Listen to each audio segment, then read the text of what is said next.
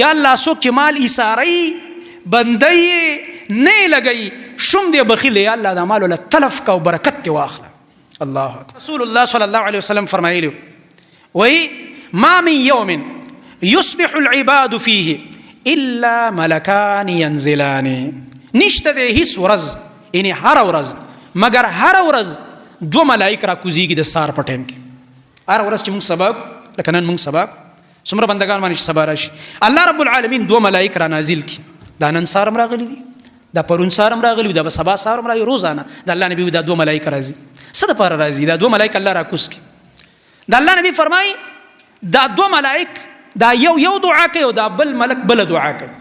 یعنی دا یو دعا کوي او دا بل خیری کوي. پښتو کې چرته وي دا الله نبی صلی الله علیه وسلم فرمای فیقول احدهما پدې کې دا یو ملک دا دعا وکي اللهم اعط منفقا خلفا. یا الله هغه څوک چې هغه ستا په لاره کې انفاق کوي او مال لګوي یا الله دله وروسته نورم ډېر مال ورکړه مال یې زیات کړه. الله اکبر.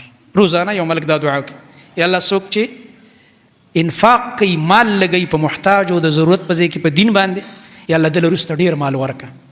او دا دویم ملک سوی اللهم اعط ممسکا تلفا. یا الله څوک چې مال ایثاری بندي نه لګي شوم دې بخیل یا الله د مال له تلف کا او برکت ته واخله. الله اکبر. بس بیا ردی خلکو مالونه چې ګوري په دقه وخت می چې دقاتو کې به لګي لانجی دی او تانی تاثیر دی او فاسقان فاجران تی خوري او ډیر خماران ور الله بیا پیدا کی په کور کې الله دې مونږ ټول حفاظت وکړي. دا سلو فران بچی پیدا شي چې هغه ته په نافرمانو کې چې دې خرج کوي په نافرمانو کې بچی لو فران شي هغه د پلار ګټلې مال تباہ برباد کی. دا خود ملائکو خیری دي کنه.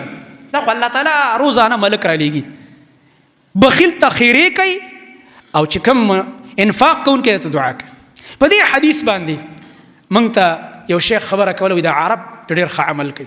ستاسو خیالي زموږ په دې ملکونو کې ملک زمانګ دی زمکه زمنګ دا محله زمنګ دا او جماعتونه چې د عرب جوړي زموږ په دې ملک هغوی دغه حدیث باندې عمل کوي. روزانه هر سهار وایي چې په دې ملایکو په دعا کې راشو نو هغوی د کونډو رنډو سره خدمت کوي د یتیمانانو غریبانانو سره کوي د یتیمانانو ادارې هم چلی په نورو ملکونو کې. او دوی د خپل مال نه روزانه وایي اره ښځه او خاون روزانه پیسې جمع کوي هغه ادارو نه بیا تپوس کوي کومې ادارې چې ورته وایي پاکستان کې فلاني ځای کې جومات ته ضرورت دی بنګلادیش کې ضرورت دی په شام کې ضرورت دی سیریا کې فلسطین کې ضرورت دی بل ځای کې ضرورت دی. په هغه د خیر په کارونو کې خپل مال چې جمع کړي ورکړي دا واخلي. دې دپاره چې د ملایکو دعا روزانه موږ ته میلاوه شي روزانه موږ د ملایکو دا دعا واخلو.